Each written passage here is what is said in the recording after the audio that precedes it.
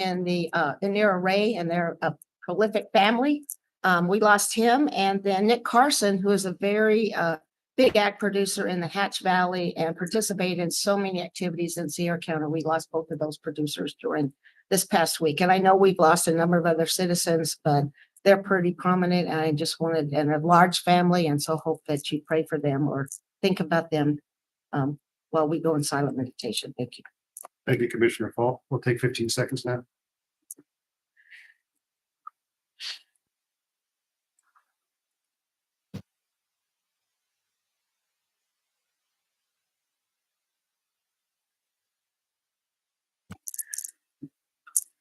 Manager Whitehead, would you lead us in the pledge? Sure.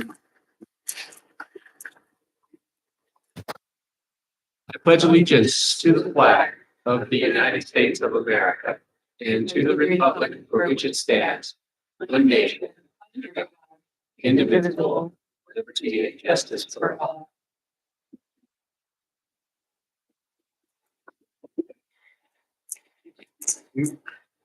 Before we move on to the approval of the agenda, I would like to move item I7 to just below C1 in your presentations, as we have those ladies here now, and I don't want to, and gentlemen here now, so they don't have to wait through the whole meeting to get before they're heard.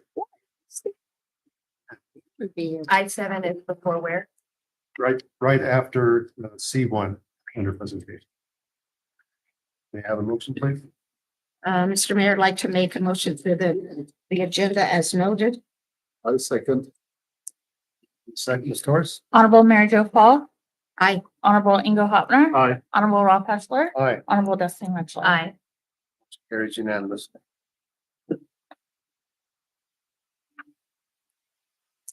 For our presentations, we have a proclamation naming November 29th, 2025 as Small Business Saturday. Bear with me while I read this, please. City of Truth or Consequences, New Mexico. Whereas the City of Truth or Consequences, New Mexico celebrates our local small businesses and the contributions they make to our local economy and community. And whereas, according to the United States Small Business Administration, there are over 34 million small businesses in the United States. Small business represents 99.7% of firms with paid employees. Small businesses are also responsible for 61.1% of net new jobs created since 1995. And small businesses employ 45.9% of the employees in the private sector in the United States. And whereas 68 cents of every dollar spent at a small business in the US stays in the local economy.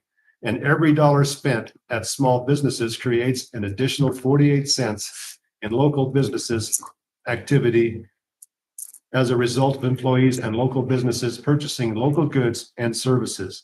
And whereas, since the beginning of Small Business Saturday in 2010, the total reported spending at U.S. small businesses on Small Business Saturday is over $200 billion. And whereas Truth or Consequences, New Mexico supports our local businesses that create jobs, boost our local economy, and preserve our communities. And whereas advocacy groups, as well as public and private organizations across the country, have endorsed the Saturday after Thanksgiving as Small Business Saturday. Now, therefore, I, Rolf Hessler, Mayor of Truth or Consequences, New Mexico, do hereby proclaim November 29th, 2025 as Small Business Saturday. Thank you, folks. Thank you too much, Lon.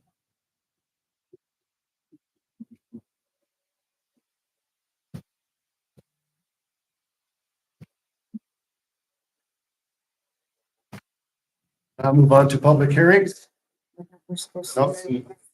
oh, it's outside. Back to, After them. after presentation. Let's do that. Let's move on to item formerly I7, Wreaths Across America. David and Sheila. And or Johanna, any of you, Or all of them. or all of you. Commissioners, I'd like to introduce the Magnolia Ellis chapter of the Daughters of the American Revolution. They are requesting permission to include Vista Memory Garden Cemetery and possibly some other local sites where veterans lay as official locations for the Wreaths Across America wreath laying program. Several New Mexico communities already participate, and this chapter would like Truth or Consequences to be added. So with that, I'd like to introduce Sheila, Joanna, and David to talk a little bit about the Daughters of the American Revolution and the Wreaths Across America program.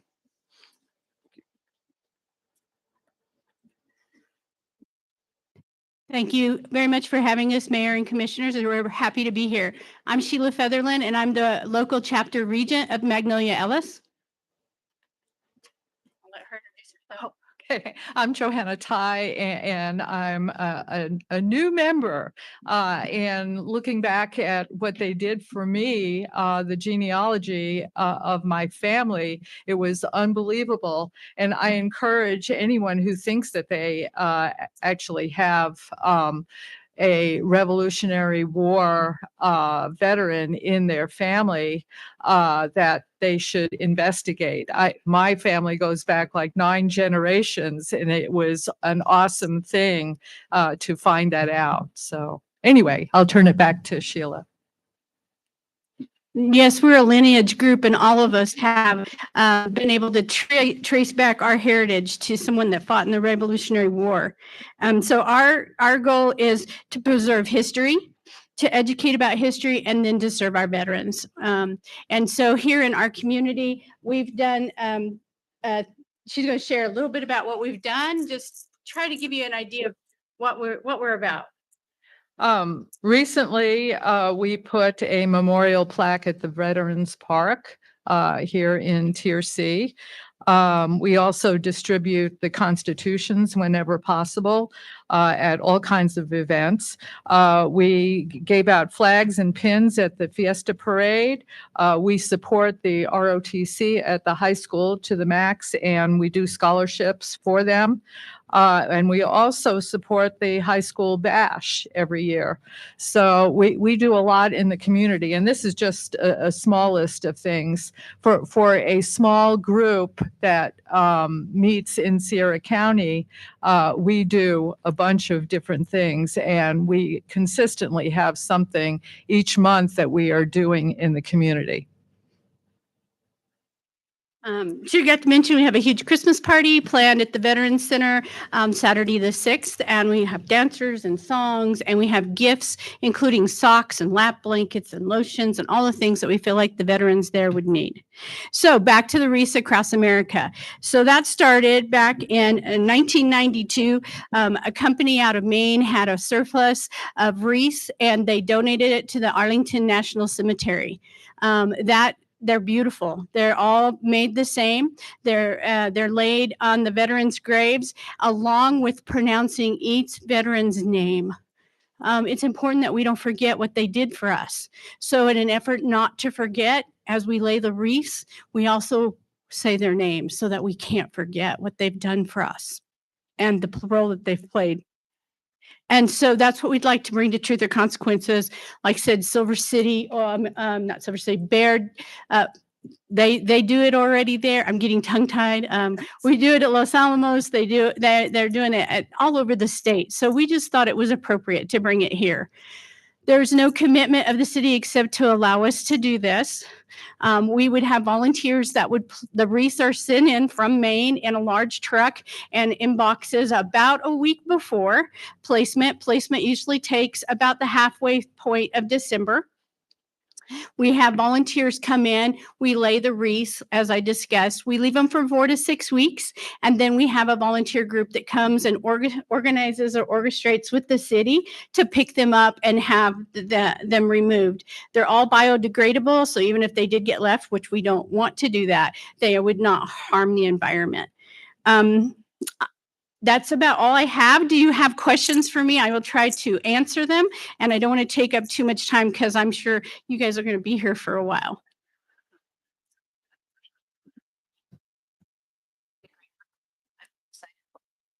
And I was been aware of the program for quite a while and have sent money to contribute because I think that's a wonderful way to honor our veterans. And I do have to say, I wanted to be a DAR so bad. But unfortunately, my family, they were just entered a little first later. And so I don't get to claim that, but I think your organization is wonderful and a great way to recognize them. There's a place for everyone to serve our country. This is just my way. And so I don't want anybody to feel like that they're excluded at any point anyway, whether they did this. It's just my way to brag on my ancestor that gave his life doing this. And I have 4 that I've been able to find. And so, this is my way, but in no way that everybody can contribute in some form or fashion. And we should. Thank you so much. I veteran myself, I know the significance and the importance of what you do. I have a pretty good history on my wife's side. I'm an immigrant, but on my wife's side, there's a long history of service to this country. It's so nice that they're remembered in some way, and it's so important. So thank you so much for what you do. Absolutely. My pleasure. And thank you for your service, sir. I appreciate that. Thank you. So with that, I would entertain a motion to give permission to this group to go ahead and lay lease upon the veterans' graves. I would love to make a motion to support the Wreaths Across America program. I'll second that. So the second, Ms. Torres. Honorable Destiny Mitchell. Aye. Honorable Mary Jo Paul. Aye. Honorable Ingo Hopner. Aye. Honorable Ralph Esler. Aye. Motion carries unanimously. Thank you, ladies. Thank you very much. I look forward to working with y'all and keeping you abreast of everything that's going on. Just for a punchline, $17 for a wreath. And just let us know. We'll make sure that we get you on the list. Thank you so much. Thank you.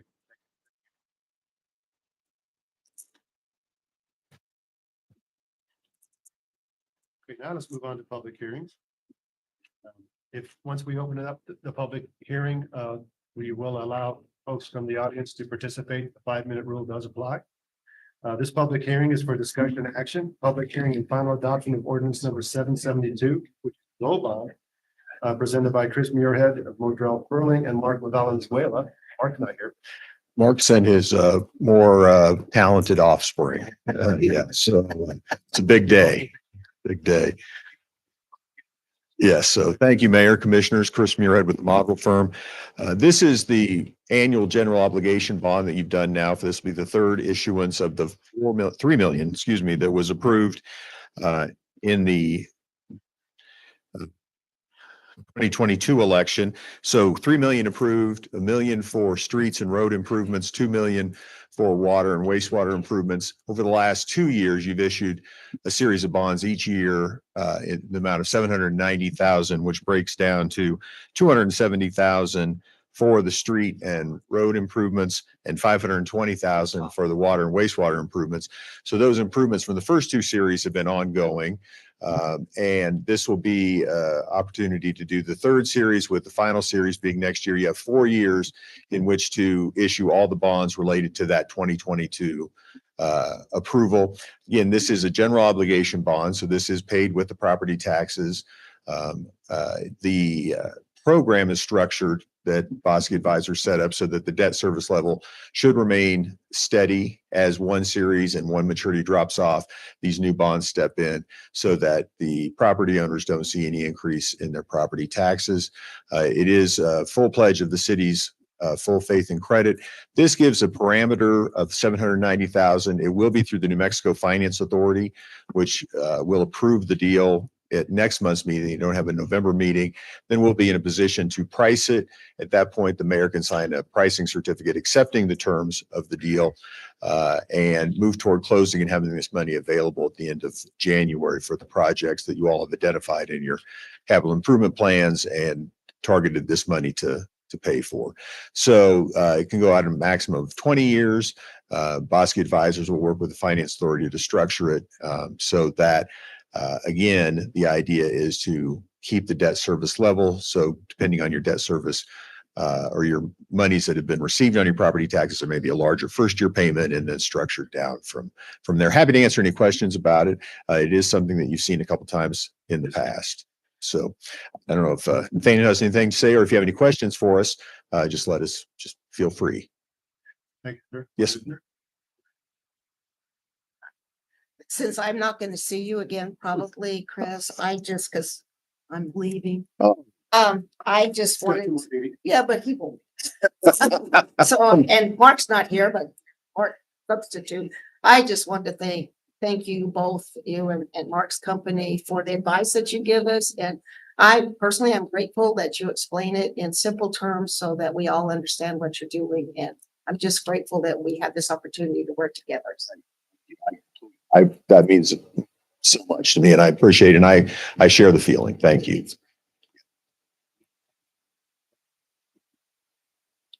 Thank you, sir. All right. Thank you.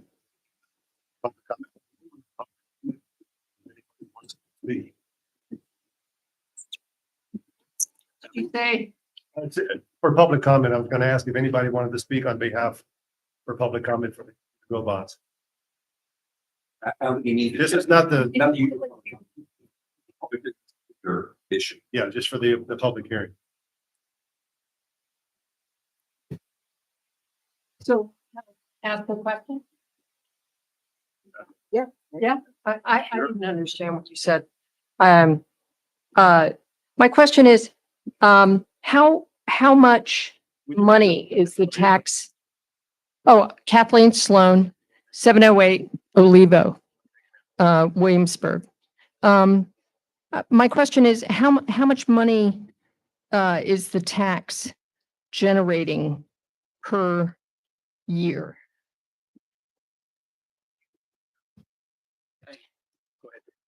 You can. Let me bring that up if I can. Yeah, we can provide that information. Just pull it up here. Let me think of where I'm gonna have that.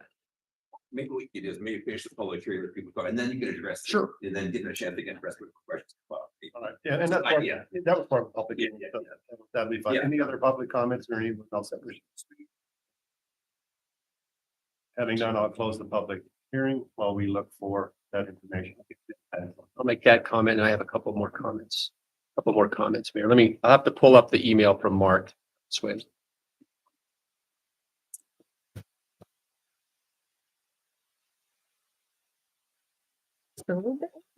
Yeah. As a general statement, and to answer your question, and we'll get the firm number, the idea and the structure and DFA in conjunction with Bosque Advisors and the city set the mill rate so that it ties as closely as possible to what your debt service payments are going to be. And so that's a little bit of a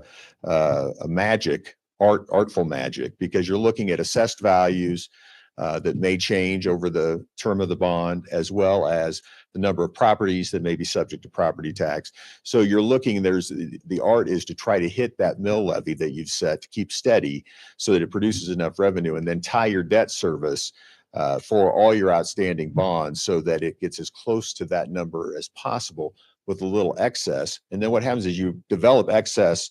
Let's say you develop excess over 1 or 2 years because it's producing a little bit more. You don't want to come under. Then you will then have that first year maturity on like the 2026 bonds on a 790,000. You may have $100,000 or $200,000 maturity that first year because you've generated more tax for the bonds. The important thing to note about the debt service levy is it isn't solely for debt service. So you can have an operational mill levy, which you have, that produces monies for your operations, but the debt service can only be used to pay the bond. So if you have excess money coming in on that debt service levy, it can't go for other operations or to pay other debt service. Oh, here's Nathaniel. I found it at the same time. Good job. Go ahead. Mayor and Came a long way. Commissioners. Yeah, Mayor and Commissioners, right now it's producing, based on the 2025 assessed value numbers, 432,000. Expect that number to be about the same. You wouldn't have that number increase as you brought on the 26 bonds. The structure is that as you bring on the 26 bonds, you have maturities ending on the 23, 24, and 25. And so the 26 slides in there. The mill levy stays the same, producing, assuming the same assessed values, the number of properties, that same $400 and some to then now pay 4 series, even though before it was 3. And that's the magic of that structure, so that you then have comfort as voters going forward. The next time this comes up, they see the improvements, and then they say, okay, well, we'll renew this or reapprove it because we're already paying the property tax and it won't increase our property taxes. Any other questions, comments? Ready for a motion? Mayor, I would just- I'm sorry, Gary. go No, ahead. thank you. I appreciate the, so that's the number I wanted to point out. Again, with what we set with DFA, right? DFA helps us set that. We did have a higher property tax rate, the first one, because they missed a payment. So that rate was higher at 4.5, which generated about 550,000. And now we're going to be set at 3.5. Our intention target is to remain at that, which should generate that 435. Right? Those are the numbers that it generates. We've gone and completed. So if you go to our website, we have created and we have an entire page dedicated to the bond and the bond issue. So the citizens can go and see all four. Remember, they voted to grant us $3 million to use for the items that they said. Those four, that 3 million comes to us in $750,000 tranches, right? And the last one, the numbers are always going to be different as we explained here, as Chris explained. So, but you can go see, and then if you'll open, for example, bond one, if you'll click on where it says bond one, then we've broke down on where we're spending those dollars. So the community can see exactly where we think and where we're going to spend those dollars for these items, right? Everything is still kind of fluid. We're still trying to bring contractors on, but all three of the $750,000 tranches are visible so that you can see that we're spending that money again for the items listed: water, wastewater, and streets, and it's divided up. This particular bond, 440,000 of this particular bond that we're approving today will go for the match for shovel-ready projects, which we've already just bid. We've awarded a contract. This will represent our match for that particular, which is 440,000. So when this bond comes in, it's spent, it's allocated, it's going to meet all the obligations, and this one will pretty much be out the door. Just to follow the importance of that, because you borrow at a tax exempt basis and you get it a little cheaper than just going to the bank. The IRS wants to see you spend that money as quickly as possible. This is an ideal scenario that when the money comes in, you already are obligated and it's going out the door that quickly. You have a 3-year period. The fact that it's going out this quickly is the best possible outcome. Thank you for taking the time to post that. I don't know how we can be any more transparent. Well, So good job. I'd like to take all the credit, but I can't. Team's just working hard. Right. PIO Carrie's just done a good job. We've worked on this for 6 weeks to try to get the information right. The voters can see how it works, what the bond issue is, how it pays back. So hopefully we have good information for the public to track what we're doing with this money that they've allowed us to use. All right. 6. Yep. All right. Now I'm ready for that motion. And if the motion could include authorization for the city manager or mayor to execute all applicable documents. Thank you. You're up. All right. I get to say a lot today. I'm happy. I would like to make a motion to approve the final adoption of ordinance 772 GO bond and authorize the appropriate city representative to sign any necessary documentation. I'll second that. We have a motion to second. Ms. Doris.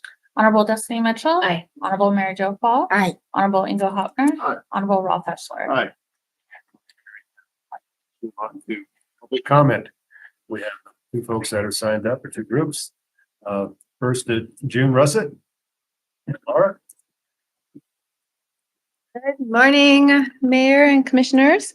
My name is June Russett. This is Laura Keck. We are part of Tree or C, and we're here to talk a little bit about what we've done and what we're going to be doing in the next coming month.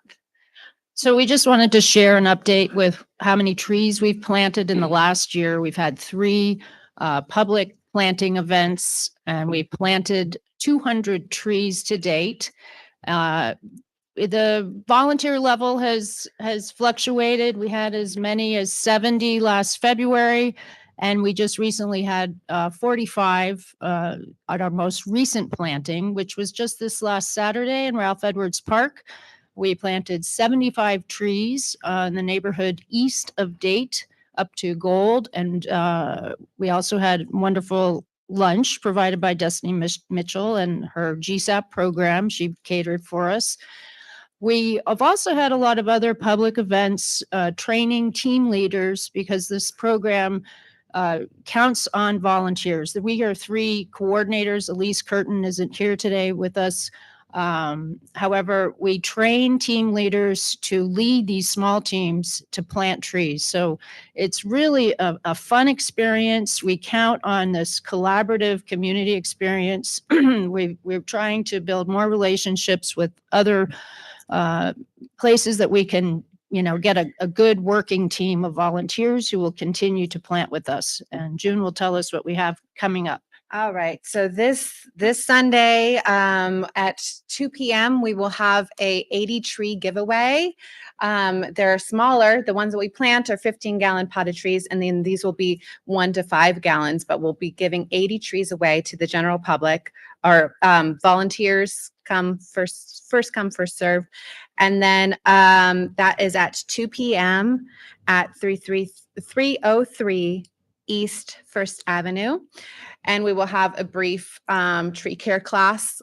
We'd like to include as much education as possible whenever we can to ensure that these trees have a successful planting.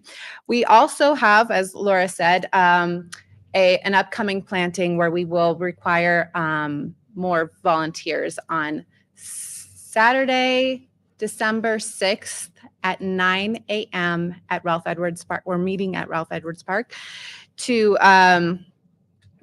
get into our teams, and then we break out and we will be planting another 75 trees. That will also be followed by another giveaway with more information on that coming. So yeah, we're at over 200 trees given away and 200 trees planted. So And just to mention one more thing, the program, we have a 5-year grant, so we have 3 years left to continue our work. all Thank right, you. thank you. Thank you so much, ladies. Thank you for all you do for our community. You are going to green us up, aren't you? I'm a brown town. Yeah, thank you so much for all your efforts. Let's move on to continue the public comment. I know somebody's got some exciting news for us. So Becca, would you step up, please? Morning, Mayor, Commissioner, City staff, Becca Easy from Main Street. So I'll start with the really exciting news that you've probably heard already, that we found out yesterday that we received the Leverett Grant. So we will be putting together 3 years of concert series in Ralph Edwards Park. There's lots to plan with this, and we're just in the very beginning stages of it, but we want to make this really diverse, to have lots of different genres represented, to make it family friendly and bring in all different parts of our community to bring people together and enjoy live music. So we're really excited about this. Other things that have been going on at Main Street, it's a very busy season for us right now. We just had trick or treat downtown for Halloween, had a great turnout as always. Lots of families, children came out. We really appreciate the support of the police department and the streets department in closing the streets and keeping things safe for the kids. Also appreciate the support of many business owners and individuals that handed out candy, that planned events like dance parties, live music, and just made a lot happen for our youth. Let's see, we had our business breakfast in early November. We had 19 people attend, which was our biggest one yet. And thank you to Jones Street Secondhand for hosting that. We had our Foch Street groundbreaking ceremony that same day. And the construction is actually hopefully going to begin first week in December. So we're really excited for that project to get underway. We had our annual accreditation meeting. So we have to every year do a lot of paperwork and assessment and reporting to Main Street America and New Mexico Main Street, and we have received accreditation for another year. Right now, we're putting together small business Saturday plans. So on November 29th, any purchase in any Sierra County small business of $20 or more you can show your receipts and get a raffle ticket. And we have information on our website about how to do that. So we're just trying to encourage people as much as possible to start their holiday shopping in our local small businesses across the county instead of just going online. And we're also working on old-fashioned Christmas plans. So that'll be December 12th. We'll have the Parade of Lights. We've got about 12 folks already signed up for the parade, but we're hoping for a lot more. So trying to spread the word about that.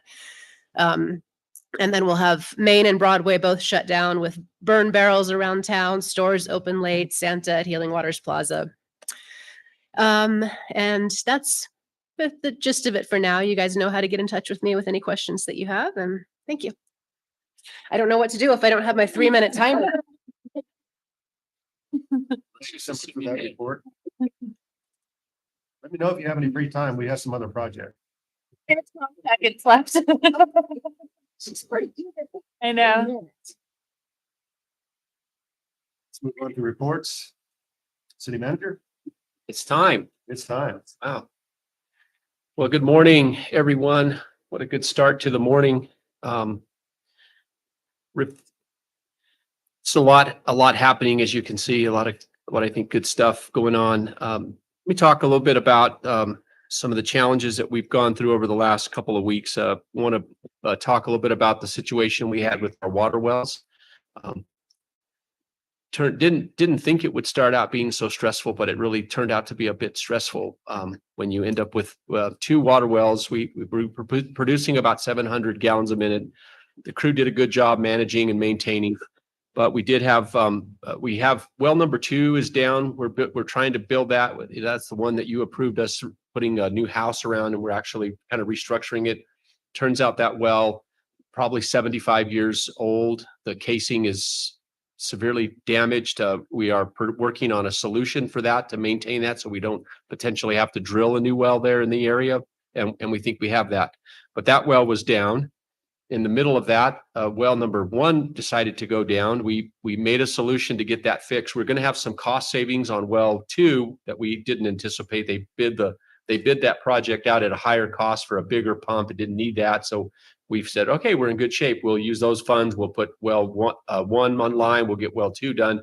And then the Monday in particular, well 6 decided it didn't want to work anymore. So well 6 is back up. It's a good producer. It's pretty close to 1,000 gallons a minute. The tanks are holding. We're managing really well on 3. Well 1's ready to go. That pump is in-house. I checked this morning, so they'll be getting to put that. And then we'll approve the repairs to the casing so that we can finish up well 2. So hopefully in 2 or 3 weeks, we'll have all 5 wells back producing. Hopefully you saw the information we put out on the wells to let the public know what was going on there. I would say the only challenge we had at that particular moment was we had entered into a contract with Love's to purchase water from us for their site construction. So we have a meter. They were using quite a bit of water, so I had to stop. We made them stop using water from the tanks, and we provided water to them from the effluent system. So they did have to drive. So I provided that water at no cost. It was a $240 investment is what we made, is what they spent in drawing the effluent water from the tank for 4 days. So again, but I felt that was in the best interest of the community not to have them, using that, and they're moving along pretty fast. Today we have a item on the list that you'll approve, we hope, for a contract to start the electrical side of Love's. So I would inform you that we have completed the participation agreement with Love's. As you know, you guys approved us using LEDA and some economic development tools that we had within the community to do so. So we've negotiated out all of our concepts. Again, I'll remind the public, Love's is going to put in a new sewer line from their site all the way down to our Cooper Street site, which will open that area for development and sewer. In our agreement, we're going to allow them to recoup some of their funds through future taps. If somebody wants to develop there and they pay those tap fees, that'll be going back to them. They have agreed to install a large section of the water line, a 12-inch water line from our tanks. It's actually going to be 2 runs, 4 valves, and they'll move that all under. We estimate that investment at about $100,000 that Love's will put in for us as they build out their road.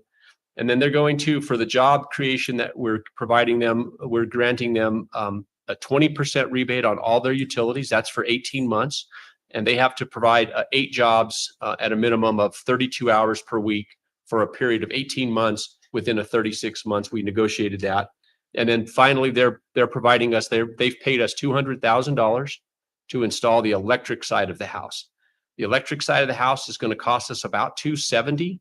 So again, the city is going to invest about $70,000. Part of that is the transformers. And then we made the decision to go ahead and bid out the new line that needed to be installed, the new 3-phase line. It's a pretty significant line. And so we ended up having to add gross receipt tax and bonding to that particular issue. So we put together the arrangement as we agreed.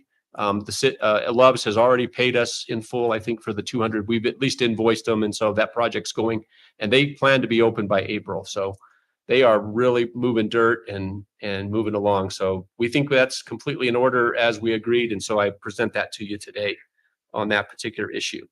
When I did a small analysis on the cost. Again, the 70,000, we'll recapture that funds really at about 2.5-year return on our investment for those dollars at that. And we're at about 42% return on our cost for utility. So that's just a rough estimate, right? And they'll be good utility payers for quite a while.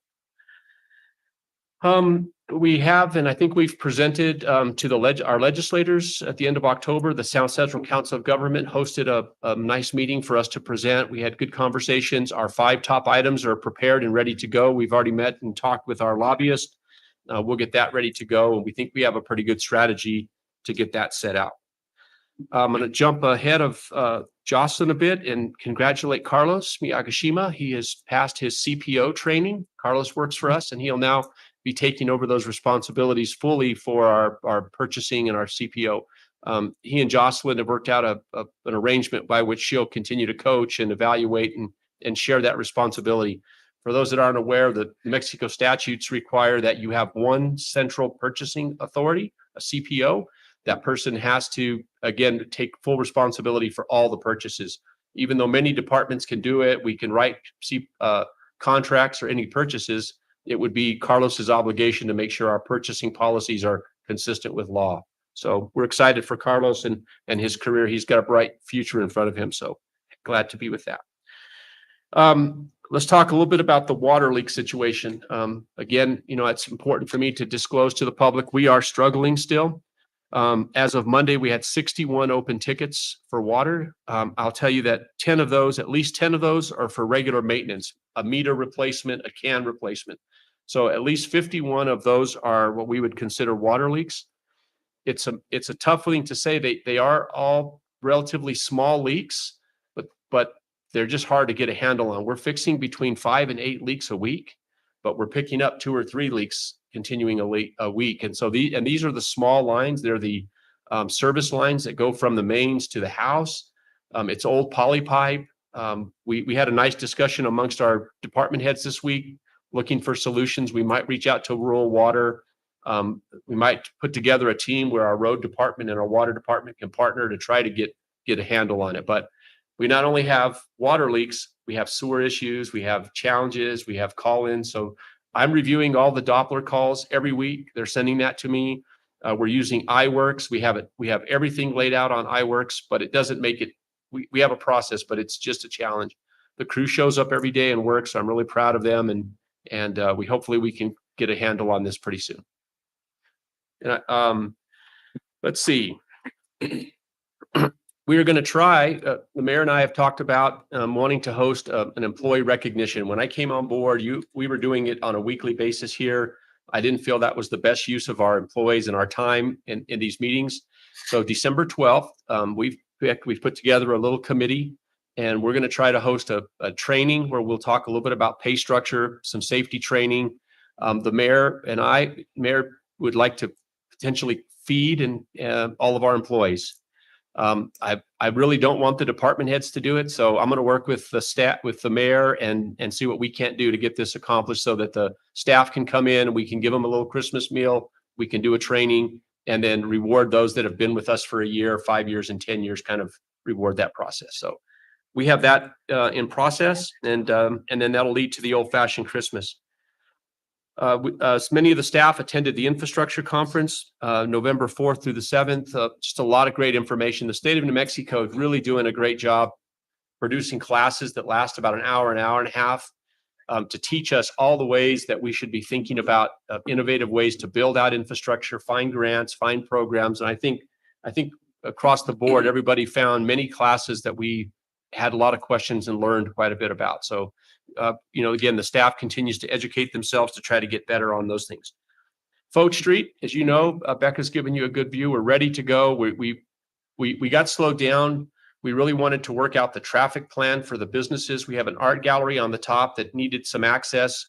We have Pure Life in the center. They're probably the biggest landlocked business. And then Money Man down on the end is kind of a landlocked. So we just really worked with the contractor to figure out a good walk path, drive path that we could accommodate. And we finally came to concessions. And so the traffic plan is at the DOT to get approved. As soon as that's done, they'll be ready. And again, we've all targeted December 1st for starting. The contractor was struggling to find a place to park their heavy equipment, a construction yard. And so we've offered them, and we're going to allow them to use the water yard here, the fenced in yard next to us. It's the closest city property that we had. So we'll be receiving some in-kind contribution as well to that project. So we're not going to charge them for using that. We're going to use that as a way to offset some of those costs. We get about $700 for the land that we had down on South Broadway when we leased it before.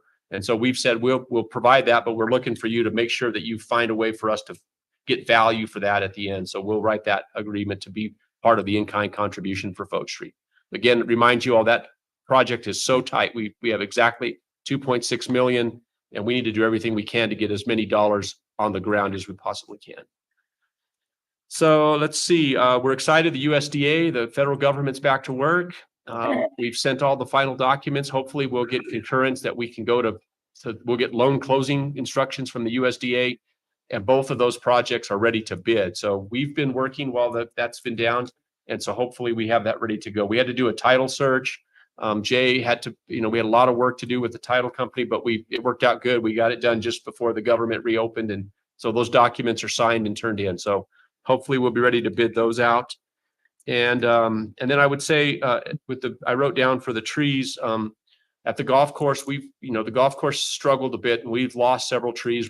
This winter we've marked some through a volunteer has marked, and we're going to try to get those out. And we would hope to be working with New Mexico here to then replace trees on the golf course and kind of do something with that. We think that's really exciting. So hopefully we'll have another place where we can go and kind of keep greening and return that back where it needs to be. So with that, I would stand for any questions. Thank you for that. Thank you. Short report. Sure. That's just 10%. Still. Manager Whitehead, I do have one, maybe a concern for Loves. So as I go by there's a huge bio pile on the property where everything they've scraped up, they put in the pile.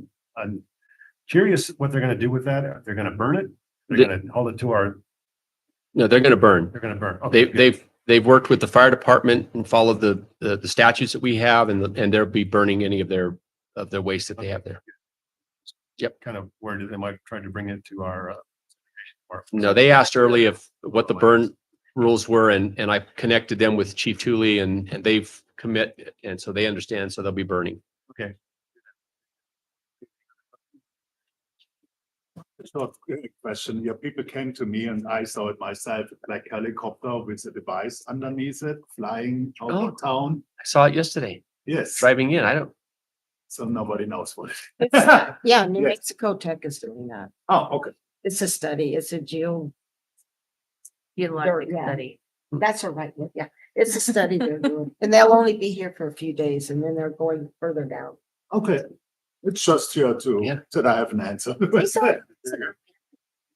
I did. I was driving into town from Las Cruces yesterday, and it was flying over, south part of Williamsburg and over that town. I thought, wow, that's whatever that is. So, yeah.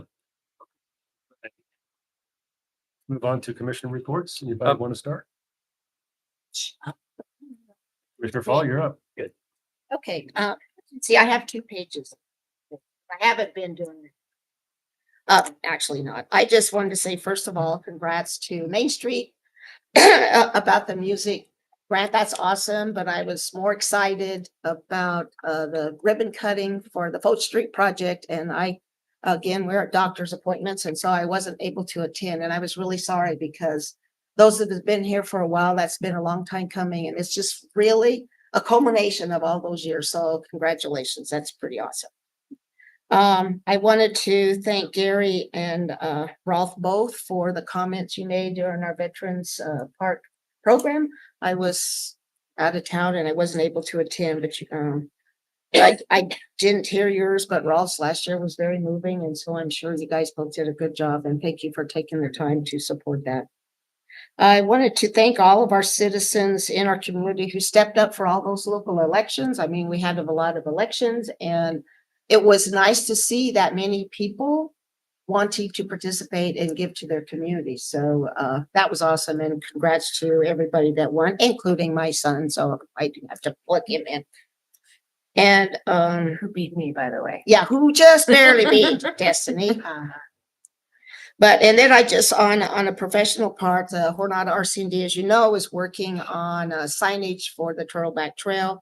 And we've gotten all of our sign verbiage put together. And so I'm just trying to schedule with a graphic designer to get those done. And then we can get them ordered. So we'll finally, maybe we'll see some activity for the trail. So that's exciting. That's all.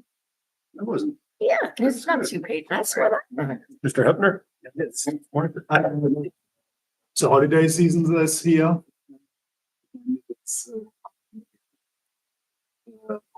coming together, and for me, is it here an exciting part of our town to also here be part of certain programs. What is Main Street here offered, and the Körperbell, this sorry, the curbside appeal program. I'm so sorry. We were part of it, and I wanted to announce that the 420 Broadway was also finished, but was part of this program, and I'm absolutely excited that in downtown we see changes, positive changes.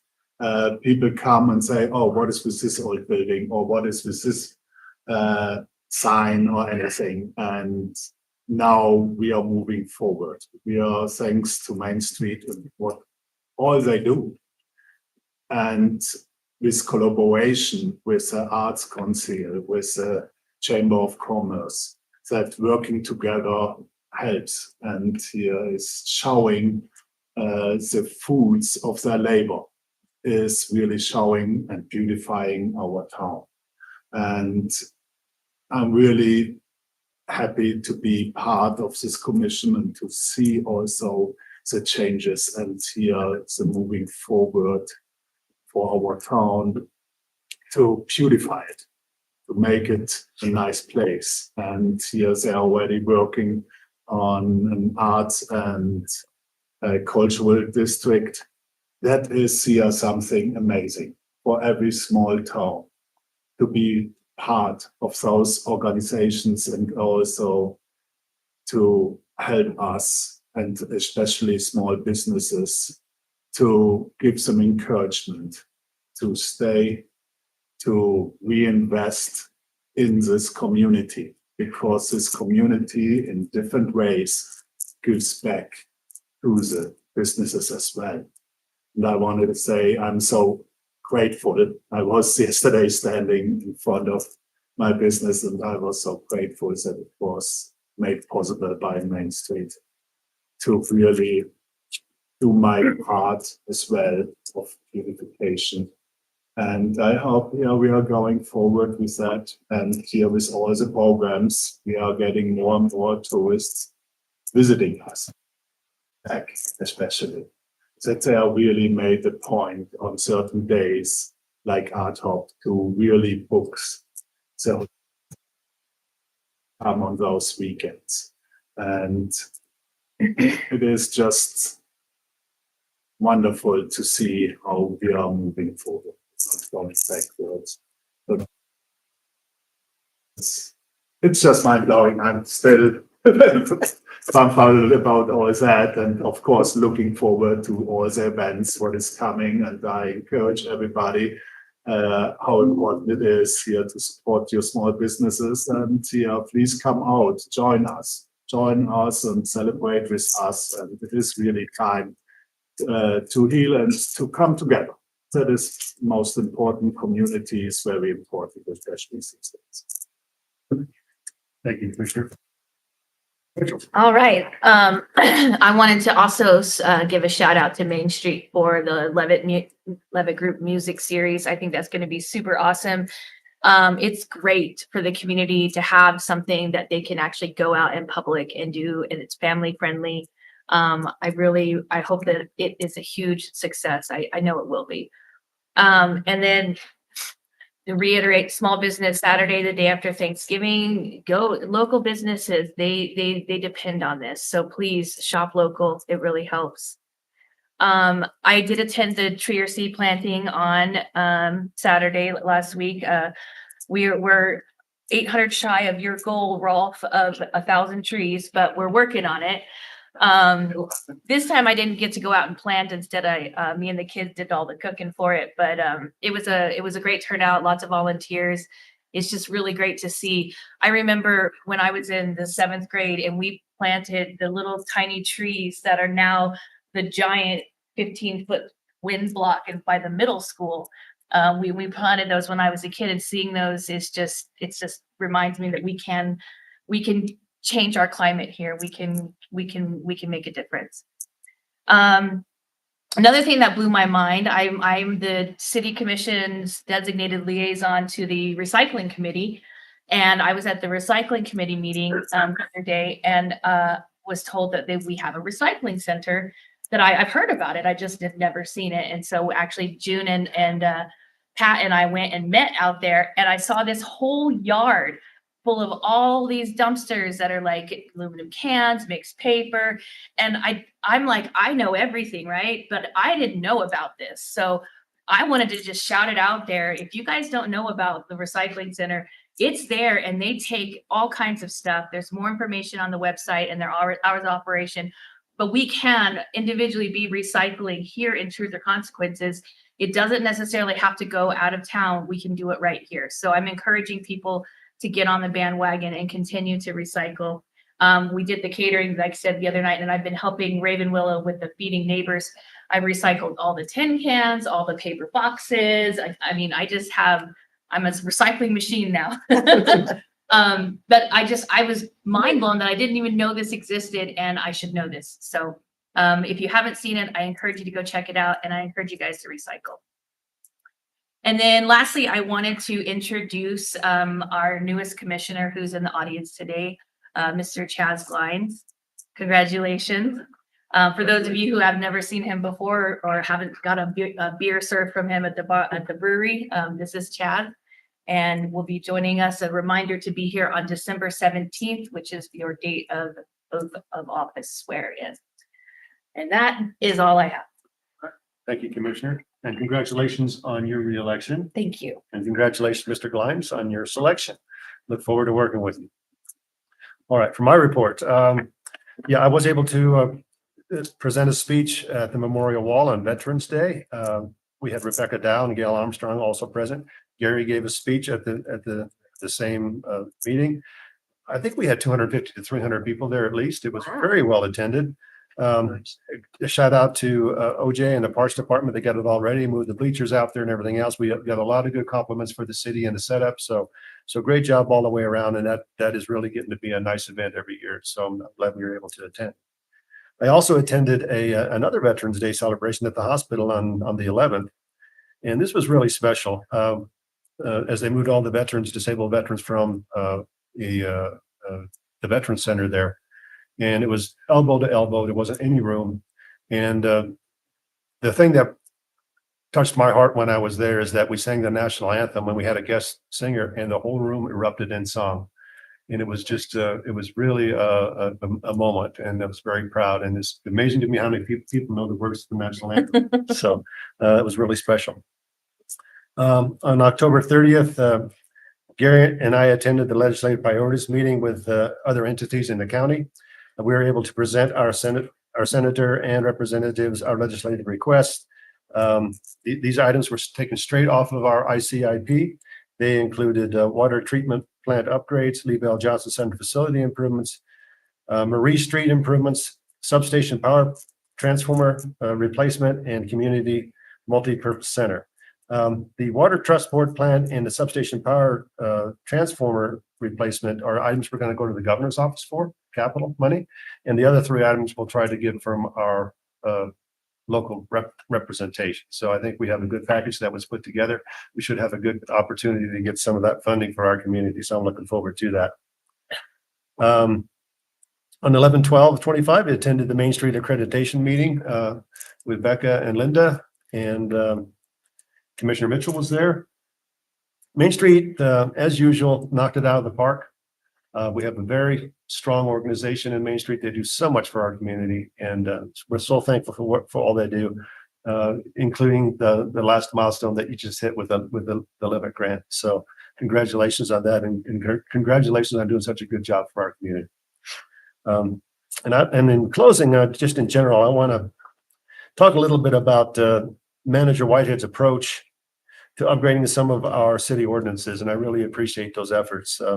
For instance, I have been able to participate in the animal ordinance rewrite. In my estimation, there has been over 100 staff hours involved in rewriting that particular ordinance. We've had a guest attorney fly in from Best Friends to assist us with the rewrite of that ordinance. This is a very comprehensive approach. We've had open meetings concerning the rewrite of this ordinance. So it's when we're done with this thing, well, you'll have it today, and we'll talk about it after a while. But it's that's the approach that we should take for some of these very meaningful ordinances that deserve rewrites. And I really appreciate those efforts, and thank you for taking that on in that way. In the same manner, Manager Whitehead and Tracy have been attending the Planning and Zoning Board. And if you read the minutes that are in our package, very lengthy discussions about rewriting some of our ordinances as it pertains to planning and zoning and how that process is going along. So I really appreciate those efforts, and I think we're going to be better for it down the road.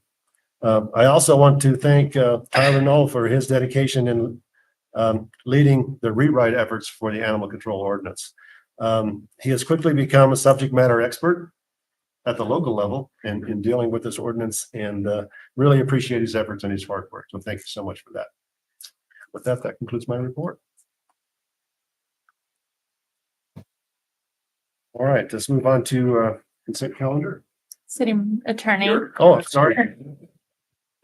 Let's forget somebody. I also would like to congratulate. And I also appreciated Gary's report, because it actually covered a few things. I love contract, and also, I guess, the title search issues that we encountered with respect to the USDA project. Glad to hear the most project has, or the participation agreement has been resolved. I know we had some back and forth with discussions. It's like any other, contract negotiation scenarios. So I'm glad that got that's addressed. And regarding the title searches that Gary mentioned, what was going on there? I was requested to sign the preliminary title opinion that certified that the city was the owner of 11 different properties that were involved in the project. So the prudent thing to do was just actually get the title company involved, and they did a good job in actually being very thorough. So we ordered 11 different title searches. So, it's incumbent upon myself to go back through those searches to see really, the city's acquisition of ownership of various properties. Very interesting, because what I kept seeing is that in a lot of cases, we were acquiring these properties back over 50 years ago. So it's really interesting just to go through the chain of title to see really how these evolve. So yes, I'm glad that we seem to have reached a conclusion. I did execute the title opinion last week, so we are going forward. So that's all I have. All right, thank you, sir. Thank you for that report. All right, let's move on to consent calendar, which consists of item 1, City Commission regular minutes for October 8th, 2025. City Commission regular minutes for October 22nd, 2025. To acknowledge the regular Public Arts Advisory Board minutes for July 15th, 2025. To acknowledge the regular Library Advisory Board minutes for October 27th, 2025. The October 2025 accounts payable and purchase report of items between $20,000 and $60,000. Do we have any questions or concerns regarding the consent calendar? If not, I'll entertain a motion.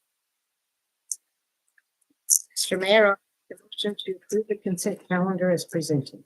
Second, thank you. Motion to second, Ms. Norris. Honorable Ingo Hopner. Aye. Honorable Ralph Heffler. Aye. Honorable Destiny Mitchell. Aye. Honorable Mary Jo Paul. Aye. Motion carries unanimously. All right, we're going to move on to ordinances, resolution, and zoning. At this time, I'm going to call Mayor Pro Tem Forrester. She's going to join us. So give me just a second while we get that done.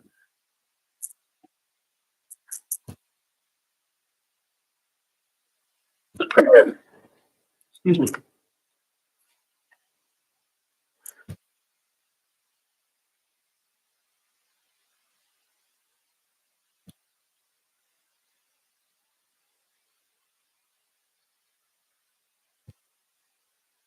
Hello?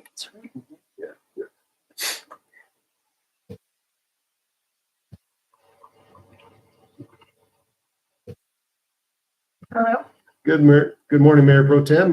We are getting ready, we're getting ready to start ordinances, resolutions and zoning. Okay. If you have a copy of your agenda, and thank you for joining us this morning. Thank you for having me. Sorry. Okay, thank you so much. All right, let's move on to item H1, discussion action, resolution number 22, 25, 26, budget adjustment request. Ms. O'Gean? Good morning.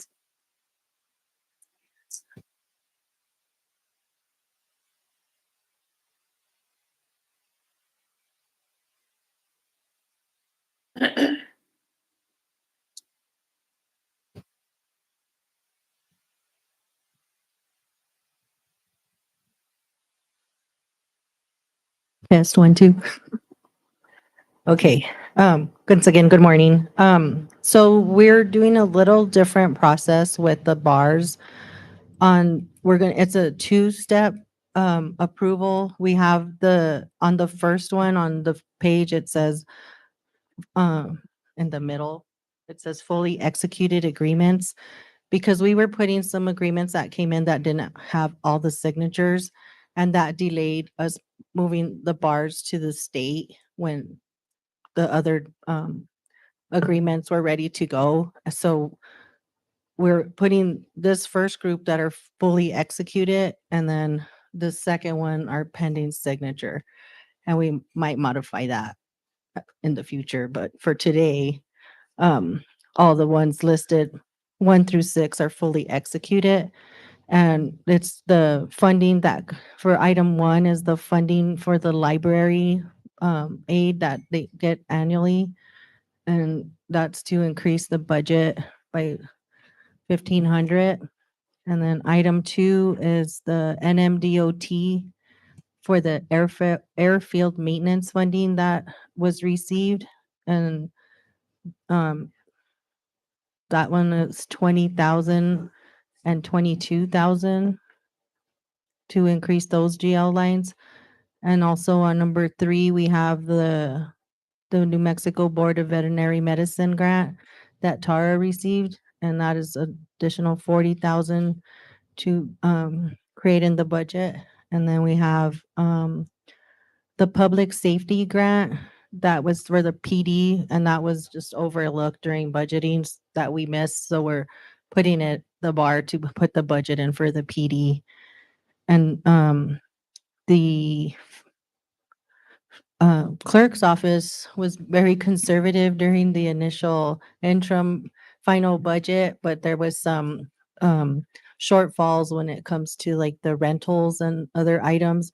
So we decided to, since we're halfway through the year, we check the numbers and we see where she needs additional funds. So we're doing a bar to increase the budget. And then the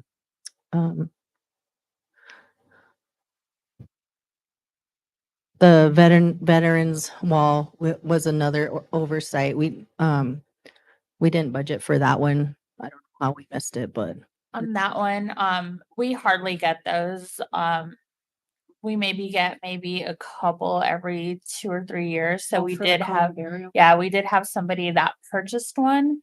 And they're gonna actually do the burial this year too. So that's why we added that one in there. and we're not, it's just to start the budget. We might adjust it in the future. We're not sure unless something else comes in. Yeah, that'd probably be more like something comes up. Yeah. Yeah, so I stand for any questions on this first section. I have questions for the clerk, so could you explain? I mean, it's not much money for your overtime, so I assume it's Kat that does the overtime. And when she goes to the meetings, I see she's taking notes, so I'm gonna be a little rough on that. Why do we need to pay overtime if we can send you instead? But you do get to have time off. I understand that. But I think that was one of the reasons why we tried to have some of those so that we wouldn't have to incur overtime expenses for other staff. That's a good question. My staff has always just overseen the advisory boards. That's just part of their duties. That's in their job Okay, description. well, I didn't. Know that. Yeah. Again, $200. I mean, And- that's not much. Yeah, and the Just- meetings start, some start at 4, some start at 3:30, and then right now, planning and zoning, they're taking, yeah, because they're trying to do revisions to the ordinances, so it's not a lot, but she does sometimes have to stay over Right. due to that, yeah. Okay, well, I would agree with that. And then the Sharp, is that a copy machine? So or yeah, what that's is it? our copy machine. I don't know if we have to do a lot of copies for like packets and So it's- stuff. Most of them are so much, and then there's so many copies included Mhm. in additional. It's Yeah, you have to pay for each copy and then like for color, they charge a lot yeah. for that. And then our agenda packets sometimes are thousands of pages, you know Yes, what I they mean? are. We do a lot of copies. So I think that's why we went over. And then on the other one, for iWorks, I did have the money in there, but I had to adjust money around to cover another expense. So, this is just so I can pay my bills. Yeah, I agree. It's with good. you. The answer, I wanted her to just defend her position. So there you go. Did I do a good job? That's right. Mayor, just comment and say to the good questions and valid questions, we'll continue to learn the nuances. Both Jocelyn and I have kind of met and discussed that both of us coming in kind of new with this first budget, there are items that we potentially just missed. Again, the number of copies that a copy machine. So we looked at the full contract, how much is the base amount? That's kind of the way we budgeted and moved on. And we have a similar situation. So everyone is receiving a nice newsletter in their utility bill now, right? Where we're trying to That's we- more copies. it's a lot of Oh, copies. So we color. didn't think about like, wow, how many copies are we going to make? It's about 2,800 copies a month. So we're recognizing some nuances throughout some of our contracts that we potentially missed by just not being aware. So, we note these items and we'll hopefully in our new budget, we'll be a little sharper where we don't miss a couple of these items. So That's a good response. thank you. We're trying to be on it and we get it. We're going to learn some things that we just can't foresee, right? Just That's what budgets are they come about. in and say this budget line is, and I will, wow, didn't see that coming. So, but we're on it and Jocelyn does a good job of noting it and thinking about how the budget will look better for us next year. Okay. Well, and just support you, Gary. I think that the public, a budget is a guess what's going to come forward. And so having these details and doing these adjustments and then having a good explanation that you put in the packet now, I think is really good for the public to see that also. I mean, you're doing the best you can with the facts that you had at the time you put the budget together. So And then I good would job. just comment on the process that Jocelyn has put together. Again, it's a little bit of my passion to streamline what we do. And so if you think about it, just to give you and the public a contract comes through, you get to look at it, debate it, decide whether or not you want us to spend those monies or you want us to do that program. Once you do so and you put us on the path, we're asking just for the ability to do all the back end work that needs to be done. And that was where the budget, the bar, we weren't doing that. So once we got the final contract, then we'd have to come back to you and ask permission for the bar to go forward. So what we're doing here would be to say, these contracts, you're approving them and you're granting us permission that once the contracts are all executed by the state, we can then put them in the bar and forward it on to DFA for their final concurrence, right? And all that's it's transparent. It's not anything that we don't need to be done. So, but you would have ultimate oversight on whether that program was accepted or not. If you didn't want to do the contract, you would say no, and we wouldn't then need to do a bar. So really supportive of this concept to keep us a little more nimble. Thank you. All right, any further discussion? Before we make a motion, I'd like to make a comment. So I wanted to change a little bit our motions in the form that we seem to always say, I'd like to make a motion to approve as presented, which is fine as a catch-all, but it doesn't really get specific enough sometimes for our motions. And so if you look at the recommendation on the agenda item like H1, the recommendation is to approve resolution number 22-25-26 final budget adjustment request for fiscal year 2025. That's more specific to what we're looking for as far as a motion goes. And if we need to modify that, we can, but I've asked the staff in their recommendations to write that more in a form that will help us make our motions. And so that we don't have to take a broad brush approach to say, that's like to make a motion to approve as presented. Because I think that's a little bit too broad for me sometimes, and it might make things a little bit simpler. So I agree with more specificity. Yes. As a matter of fact, Gary, I think we talked about this yesterday. We said we want to also for this figure out we want to make that conditional on some of the other items on the agenda. Well, the conversation really was in the future, the bar really should follow the contract, right? In this particular case, and we're just putting together the agenda packet and it's coming as it comes and we put the bar front. And so realistically, we need to do the item, the contract. You need to have your time to debate it. And if you approve it, then the bar would follow that action. So in this case, it's a bit presumptuous that you're going to accept those contracts. So And that was the context of our conversation. yeah, in our future items, agendas, we will have ordinances and resolutions after new business to cover that. and I realize it's a little difficult sometimes to listen and pay attention and then try to formulate a motion in your head at the same time. So that's why we took the extra step to maybe assist a little bit. And this is just a guide. It's not the motion, but it will help. So you're just really saying that you want us to read everything that you already read, but so that we're trying to just shorten it. So we don't have to keep repeating all of that. We don't have to make such long motion. All right. With that, I'll entertain a motion. Commissioner Paul. No. Are we improving the consent? No. Oh, we're on the agenda. Okay. Mr. Mayor, I would like to make a motion to approve resolution 25, final budget adjustment request for fiscal year 2025, 2026 as presented.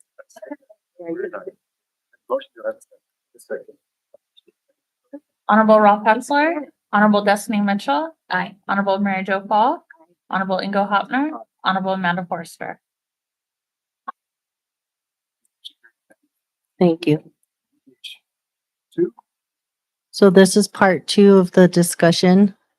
These are agenda items that are to be presented in new business, and they are not fully executed and pending signatures. So with these 2 items, we will hold off until we'll ask for your approval if you, I believe, would agree to the new business. And then once the fully executed documents come in from Tracy, then we'll move forward to send them to the state for the bar, but it won't hold up the ones that are already done.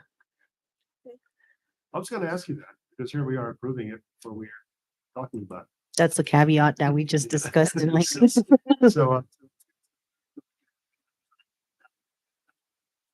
you get your approval done. That'll be great. Thank you. Move on to item. We're going to vote on it after we talk about it. Oh. Page 3. Discussion action resolution 24, 25, 26, authorizing and approving submission of a completed application for financial assistance and project approval to NMFA for an affluent reuse water system. A preliminary engineering report.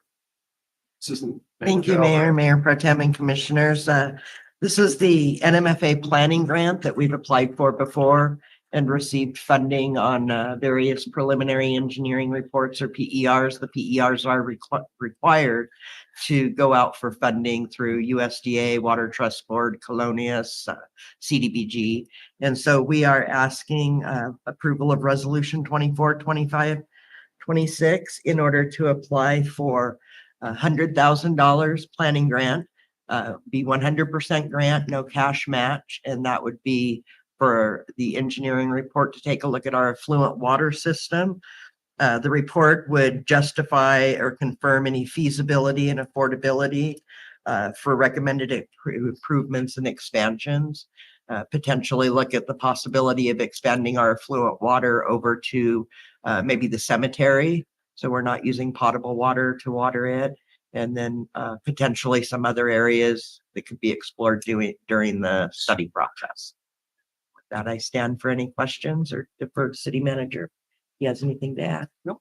I just have a general question. I don't mean to catch you off guard here, but of all the effluent water we produce, what percentage goes back into the river? So there's a lot of water to be able to be used, right? You have a general idea? Mayor, I'll attempt to answer based on what, probably 80%. So we're only using 20% of our reuse water. So this PER would be relevant to what we're trying to achieve and be able to use that water somewhere else. It's really nice if you look at that nice report that we put out in everyone's utility bills. We're tracking that in July. I think the numbers at the golf course were about 7.5 million gallons of water, but that's the highest water use time that we put out. Generally, we're about 2 million and then a little bit at the park. So there's a lot of water there. A lot of availability reuse water. Currently, our Fluent only filters over to the golf course. OJ uses it out at Family Parks in the ball field, just the ball field. And then, of course, we have the truck use for Fluent water for construction trucks. Yeah, thank you. Okay, any questions? All right, I'll entertain a motion. Okay, I'll read it.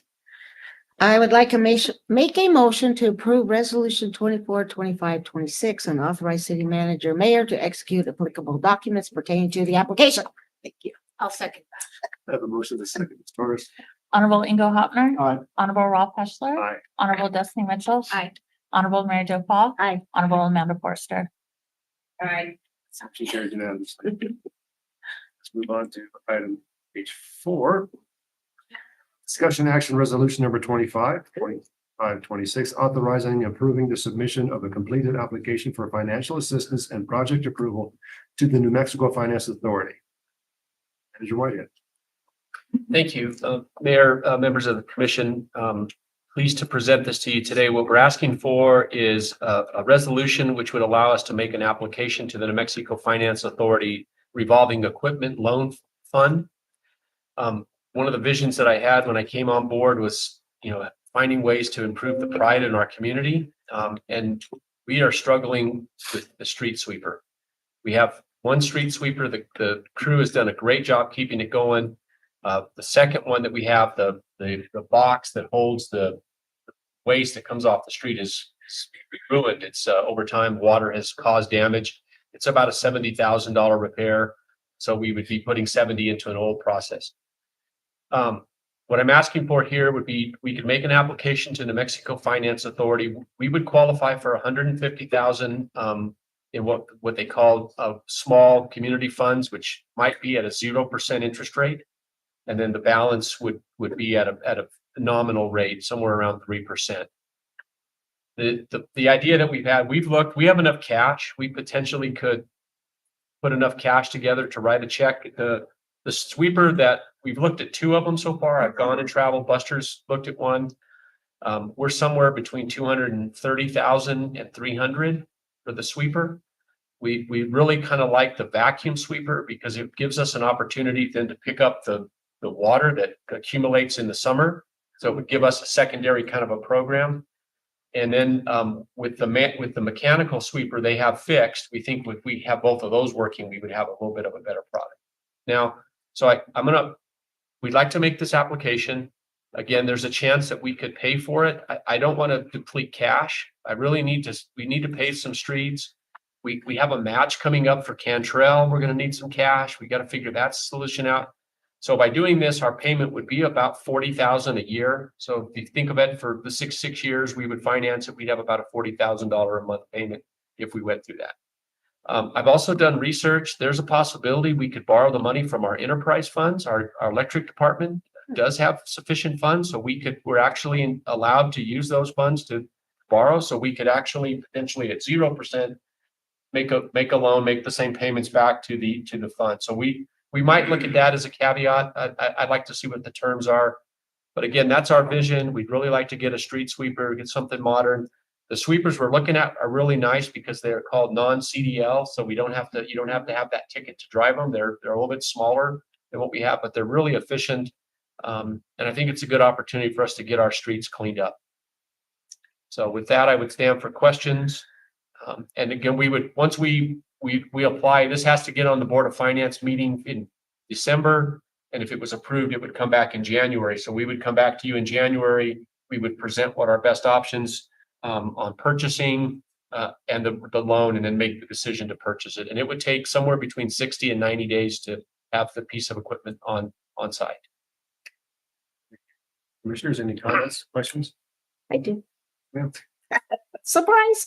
I'm excited that we're gonna try and move forward and get another street sweeper. I think it's really important for us to have an active program, and I've said this many times before, but when we have one working, I think it would behoove us to have some sort of schedule for when we're sweeping, especially downtown, so that we can encourage people not to park there that night and that we do a better job. And even on residential areas, if people get into the habit, okay, on the second Thursday of this month, they're doing my street, then it will just encourage people to park somewhere else so that we do a better job of keeping it clean. So I'm excited anyway that we can get one, and it'll beautify our town, but it'll be more effective if people know when they're doing their street, and like I said, especially the downtown area. So that'd be great. So listen to what I'm saying. So when it happens, then you don't forget, because I won't be here to boss you around then. Sure you'll.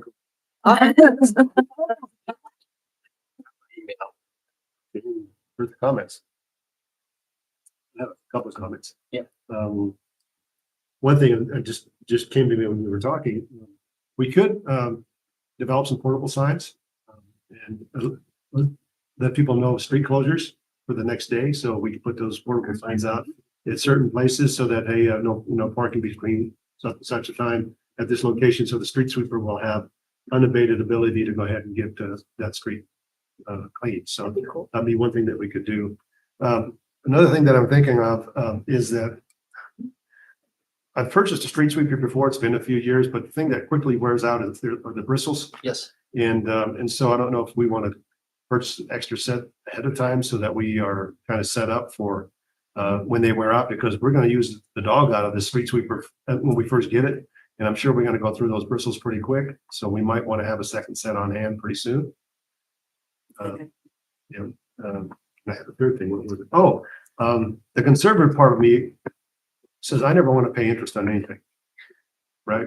If we have the ability to, and I don't want to get into a habit of this without paying it back, borrowing from the electric department at no interest, but making sure we pay it back, because I don't want to fall into that old trap where we rely on the electric department to fund the rest of the city. But if we have a mechanism to be able to do that and pay it back without paying interest, I think that money that we're saving is better used within the city. So that would be my recommendation, but the rest of the commission would have to weigh in, of course.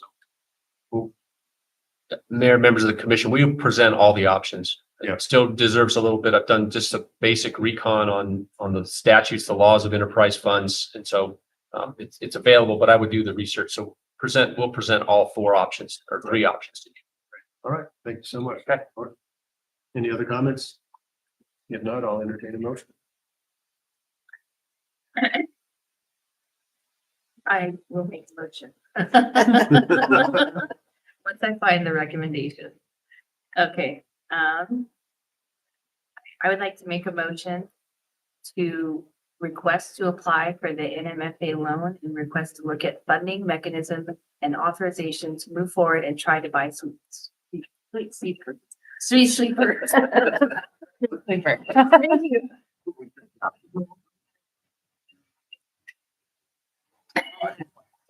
Oh, yeah. I'm sorry. Number 25, 26. I'm learning. Honorable Ralph Heschler, Honorable Destiny Mitchell. Aye. Honorable Mary Jo Fall. Aye. Honorable Ingo Hauptmann. Honorable Amanda Forrester.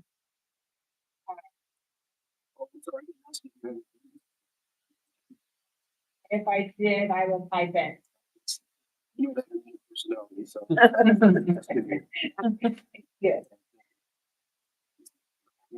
Discussion of action publication of ordinance number 771, amending chapter 3 of the municipal code of ordinances.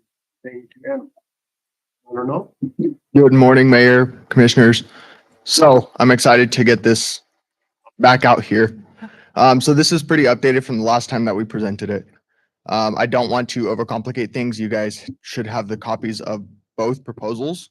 So that's correct. Great. So one of them should have a completely new program, Community Cats. That was discussed when Best Friends was here. It'll kind of be up to you guys to decide which version of this revision you guys would like to publish. The version with the Community Cat stuff included or the one without. I have no say in either way, but I'm willing to go with either direction that you guys want to adjust any changes as needed for each proposal. With that, I kind of stand for questions and let you guys discuss. Yes.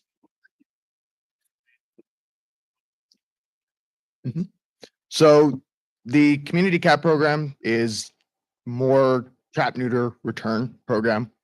It will not be city sanctioned, but it allows members of the public, members of the community to work with their own trap neuter return programs to introduce community cats in their neighborhood, become community cat caretakers, things like that. This proposed revision with the community cat stuff included has a section that allows for community cat nuisances to be addressed should community cat caregivers, things like that, cause nuisances for the public. So if there's nuisances from these community cats, it can still be handled. Just to cover that for the public, I know people will ask, what if these community cats become a nuisance? The revision with the community cat proposal does have a section that allows us to handle those issues as they come up. Do you have to have a community cat caretaker? Once you release a cat with a trap neuter return program, you now become a community cat caretaker. So it's So who releases the cat? Does the city release the cat? no, so this will not be city sanctioned. This just allows people to utilize their private traps to trap a cat within their community, take it to a nonprofit. I know there's a few that do it within the community, that ear tip, vaccinate, and sterilize cats. Then that person can take those cats back, return it back to their community, and they've now become a community cat caretaker. That would be between the animal shelter and the community. I'm sure that Tara will probably come up with some idea. I know there's. Yeah, exactly. And I know that the nonprofits that are within the community already that do these sort of things already do have traps available, and they do that in their own way.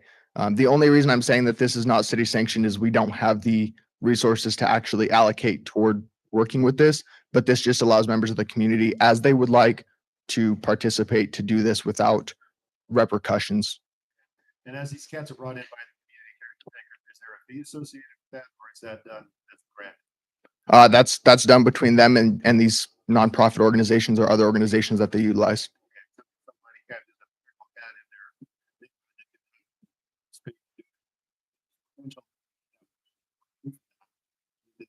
Return it back to the neighborhood. Is that correct? I know Meiji, Howie, she did indicate that their program does that. And they also do rabies vaccinations for stray cats too. So I think their organization might want to. If we decide to go with that Which is- program, we'll have all those questions answered, right? When we go, if we decided to adopt that particular program.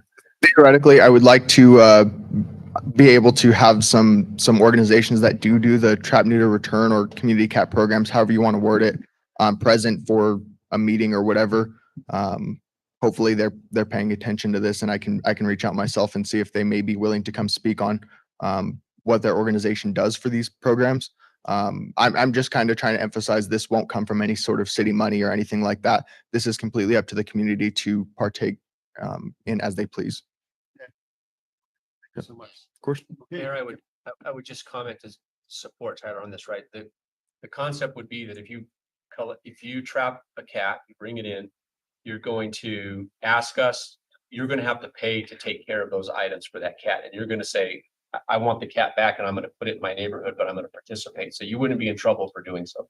But we wouldn't do that, right? Where if somebody brings in a cat and says, I caught this cat and I don't want it in the neighborhood, then we're going to keep it in our system. Okay. And then secondarily, if we find ways to fund that, help with that grants, then the citizen would be entitled to any benefit that we would have for any citizen, for an animal, a dog, a cat, any of those things, they would be available. But ultimately, the cost to do this program would be on the citizens, not on the city. we're not advocating it. So if, you know, we're going to continue handling cats the way we currently do. But this would give that option again, as Tyler expressed. All right, does this also count for dogs too? So like stray dogs or anything? Stray dogs as we currently do, picking them up, taking them to the animal shelter, and they get adopted out as fixed, sterilized animals and vaccinated.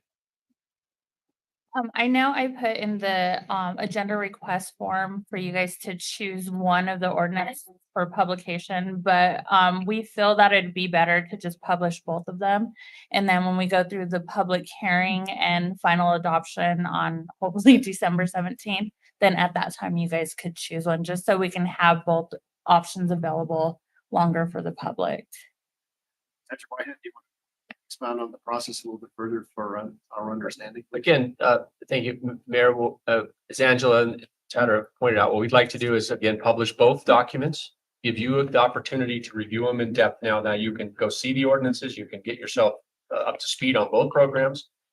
We will host one more public event in the evening so that the public can come and make comment to the cleaned up current proposal on both of them.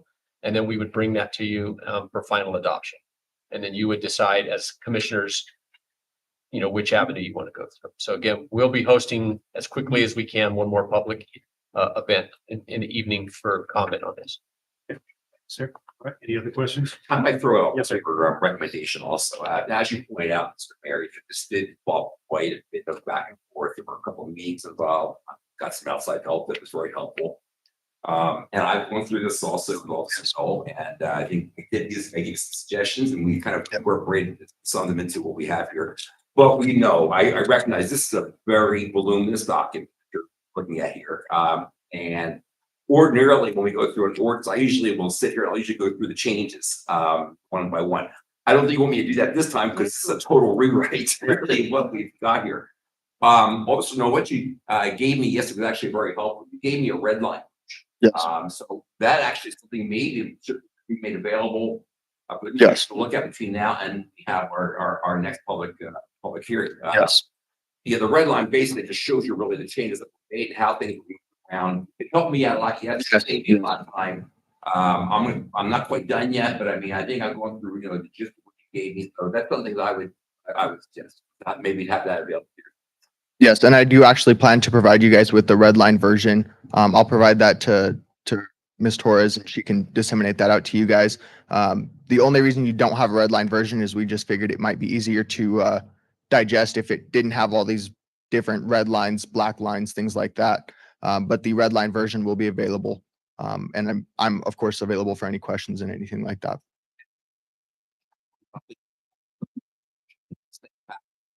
Yes. Exactly. Exactly.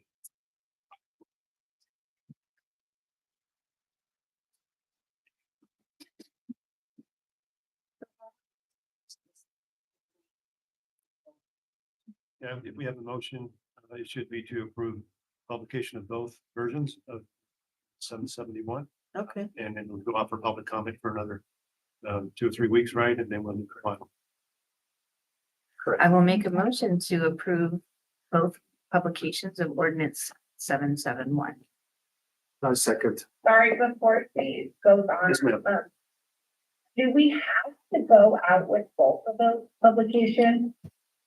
We don't, but we were kind of wanting to just to give the public a little bit more time to view both of them since we're going to have one more workshop. Ultimately, it is up to you guys if you want to publish both of them, but that was kind of our vision behind that. So I get where you're going. Publishing both ordinances is a lot of reading, especially if you don't know what the comparisons are.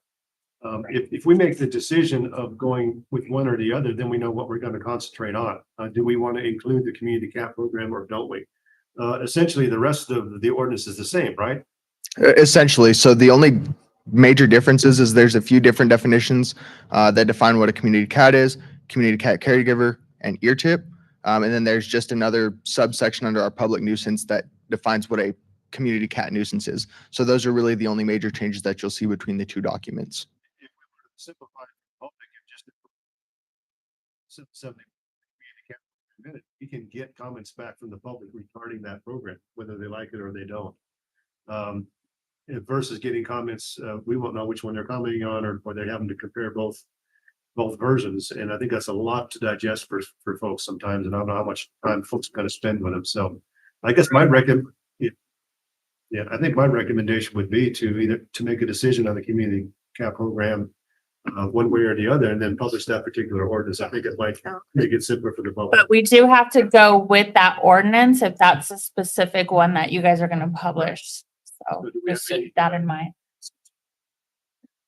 Mayor, let me, My personal opinion would be to go with ours. That we have all worked on. Without the community cat program? If we're gonna take one out. So you want the one with the community cat or the one without? We don't get what you're saying. The one without. Oh. Okay. Or what, I mean. Mayor, let me, What are you So I remember visiting this a few years ago, the community cap program, and then the public sentiment was not for it. People didn't understand the concept of returning a feral cat back to a neighborhood. And there's a lot of things that you have to consider. For instance, the bird population. Right. Things like that, because that's what these cats feed on, other than if they're getting fed by the public. But do you want cats running around the neighborhood, that are going to have litters and things of that nature? So if you're going to have cats in the neighborhood, perhaps there should be a mechanism to control the population of those cats. And that's what the community cat program is about, is that you're never going to eradicate all the feral cats in neighborhoods, but you could make steps toward controlling the population of the cats. And for that reason, I'd like to entertain the idea of the community cat program, especially since it falls back to the public and it's not really the city's deal. So I kind of have a different view on that, Mayor Pro Tem. Okay, that's fine. I just didn't want it to be like the two separate. And what is Tyler's thoughts on that as well? So I'll stay neutral with the whole thing. Whatever you guys decide to publish on this, we'll continue to enforce as it's published, right? And as we adopt. I will specify just for the public for emphasis on this community cat thing, just so that way there's more clarity on it. It's not considered a community cat unless it has an ear tip, which is very easy to see. It's sterilized, which means it can't have a litter, and is vaccinated for rabies and other contagious diseases. So if it's not those three things, it's not a community cat and it's just a stray cat. So when you have a community cat, it's fixed, vaccinated, and it's a healthy cat. So you're not just having these nuisance cats running around. Well, I know in conversations with support, I think that's the way to go. So When I spoke to Meiji, she just wants to make sure that we don't keep them from being able to do like spade and neuters and rabies vaccinations. So I think that was her only concern on there. So even if we don't do this, as long as we still allow them to do that portion, she's fine with it. Yeah. Even if you don't cat revision, her program would still be able to operate business as usual.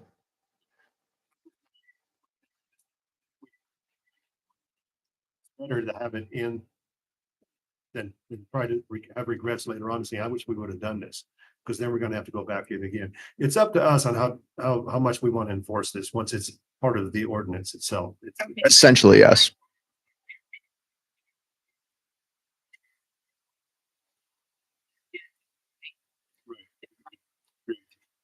Okay. All right. Are we in agreement?